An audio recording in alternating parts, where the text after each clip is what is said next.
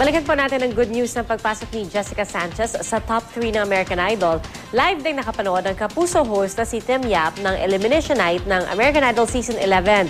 At masayang-masaya nga ang TV personality ng personal na makausap ang dugong Pinay na si Jessica matapos madeklarang pasok sa top 3. Pakinggan po natin ang bahagi ng interview ni Tim kay Jessica. Nakaka-elate kasi kakaiba yung experience at napakagaling. Hindi kumanta si Jessica, pero merong parang video sa simula. Alam naman natin na pang-anim na standing ovation na ni Jessica. Kaya medyo panatag ang loob ko na hindi naman siya may eliminate sa round na to, no?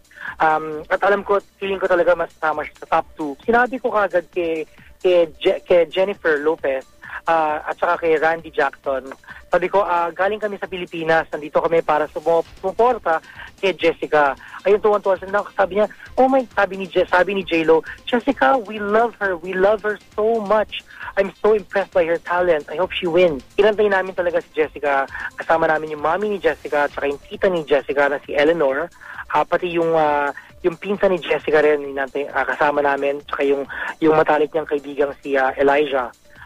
Pagkatapos ng paglabas niya, parang pagod na pagod si Jessica, pero alam mo yung mga tipong kakatapos ng performance na pagod pero masaya. Ayun, ganun yung energy ni Jessica. Sabi ko, Jessica, alam mo, ang buong Pilipinas talagang sumusuporta sa'yo.